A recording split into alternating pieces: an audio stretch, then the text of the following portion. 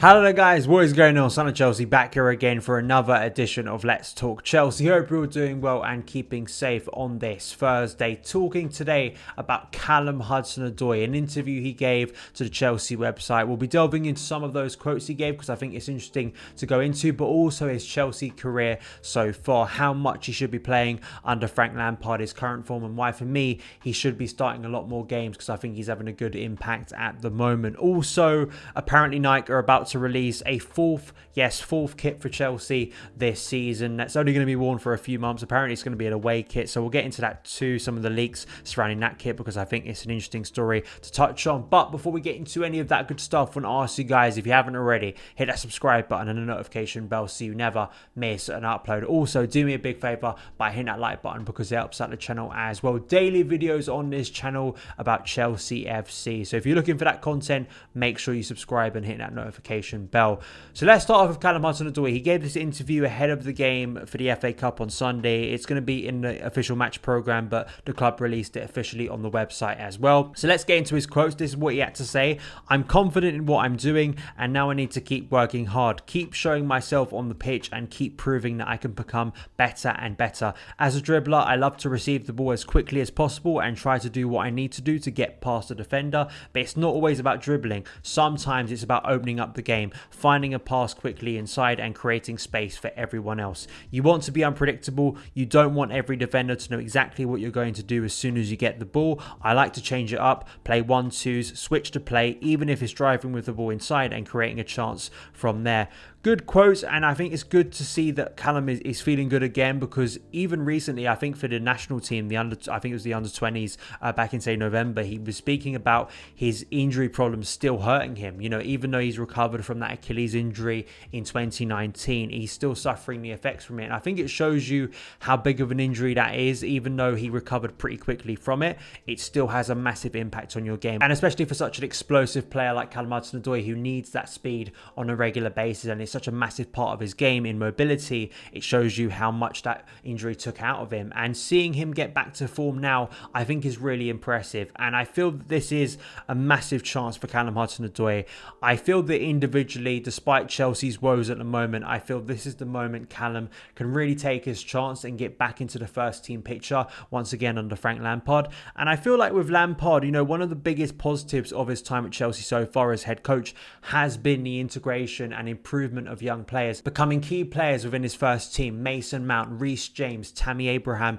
Callum is the one player, probably due to injury and fitness and form, that hasn't really got into that category. But I feel that under Frank Lampard, Callum Hudson-Odoi really needs to shine now and can get in the first team picture. And I think he's having an influence now in the first team. Came off the bench against Arsenal, created a goal for Tammy Abraham, came off the bench against Man City and scored a goal thanks to Kai Havertz. I'll get into the connection with Kai Havertz because I think that's an interesting chemistry those two already have. And will we see that more and more in the coming weeks as maybe Frank Lampard rotates the team and changes things up in formation? But the injury struggles and sort of his career so far at Chelsea, the links to Bayern Munich, there's been a lot of uncertainty around Callum Hudson-Odoi. I want to look at the stats here, as you can see on the graphic, in terms of so far this season, 2021. 15 appearances, 4 goals, 1 assist. That 1 assist for Tammy Abraham, and of course scoring against Man City on Sunday. Key passes per game, 0.6. Dribbles per game, 0.7. Shots per 90, 0.9. XG, he's overcoming his XG in both the Champions League and the Premier League, which is good, which is a bit surprising to me considering some of the goals he has scored, especially that Rennes one. I would have expected the XG to be pretty high on that, but it shows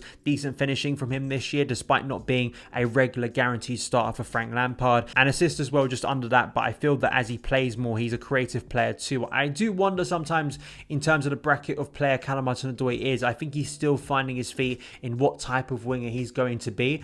I feel that we look at him maybe as a Christian Pulisic type of player in the sense that he could potentially score a lot of goals, but I actually feel his game could be tailored more to being more of an assister, a creative player, because I think he actually is very good crossing the ball into the box. The likes of Olivier Giroud, I think, can really capitalise on that, especially on that right side. as well, recently, switching of play is such a big part for Callum Hudson-Odoi. I was really impressed in his overall performance against Aston Villa. And once again, I was stunned that he did not start, or did not feature at least until the closing minutes against Manchester City. Because to me, it didn't make a lot of sense. For me, a player in form over a player in Hakim Ziyech, yes, has been very impressive and important for Chelsea so far this season since arriving from Ajax. But I just think the fact that Ziyech could only play 60 minutes recovering from injury, it was a bit of a surprise to me. And Ziyech did not look his best, and I'm sure Callum was gutted to not start that game, because I think he should have started, and I think he has to start now against Morecambe on Sunday. Now, of course, the third round game against Morecambe on Sunday, if he does start that game, a lot of people will assume that he may not then feature against Fulham, but I actually think it could be a good chance for Callum once again to assert himself. About a year ago, I created a video about Callum Hudson-Odoi and why I believe Chelsea fans needed to be patient with him. 12 months later, with some more injury concerns and links to Bayern, not a lot has changed in terms of Callum being a regular starter for Frank Lampard. He's still in and out of the team. With Hakim Ziyech coming in, that's hurt his chances as well. But I do wonder now, with the team struggling for form and Frank Lampard trying to find his best system once again, trying to get wins back on the board to hopefully save his job, I feel that Callum Hudson-Odoi can be a massive player for him once again, an influential player who is in form at the moment. So I'd like to see him feature more. And as I said earlier, reference Kai Havertz. Already those two players seem to be finding good chemistry and a good connection, in terms of Kai Havertz assisting Callum Hudson-Odoi 3 times for goals against West Brom, against Krasnodar and against Man City on Sunday. So I feel that against Morecambe, those two could start and find a good connection once again. And if that continues, I'd like to see that replicated in a Premier League team coming up against Fulham. I want to know your opinions, because I feel it's still divided with Callum Hudson-Odoi. I feel at the moment, probably due to bad results and looking at Callum on the bench, I feel many people want Callum to start, but I feel there's still massive expectation on Callum Hudson-Odoi, considering he's a young player, and still people wanting to see Ziyech, Pulisic, Havertz in the team, probably ahead of him. So it's that struggle and that conundrum that Lampard finds himself in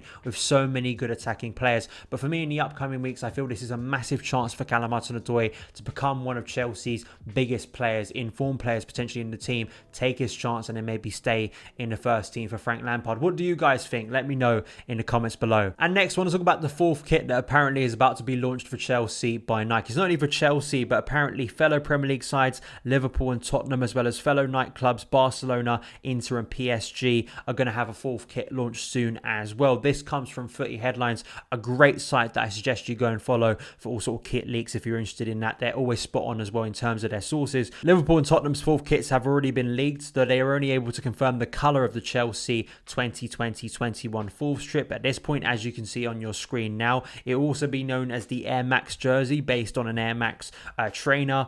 For me, this is overkill. It really is. I don't understand why we're launching another kit. We already have 3 kits this season. They change. All 3 of them change, and now we're having a 4th one. Now, I think last season, what fans really liked, and it wasn't just, say, younger fans usually buy shirts, older fans too, the FA Cup anniversary kit from the 1970 season, I think was a wonderful addition and a wonderful kit that most fans bought. It went out so quickly and sold out quickly. And it's a shame to me that with the opportunity to potentially release a 4th kit, or release a special kit for the season, and why Nike aren't looking at classic Chelsea kits from the past like they did with the FA Cup kit and May kit for 2021, because I think that's something fans really liked last season, and I don't understand why we're going for kits that don't really have a lot in common with Chelsea. And considering the price of these kits as well, who's going to buy these kits? It feels a little bit stupid to me. And as well, you think about the time left in the season, about 5 months this kit is going to be relevant for. How many times are Chelsea going to wear this? They're obviously not going to wear it instead of the home kit. Are they going to wear it over the away kits, which they promoted heavily in the summer as well?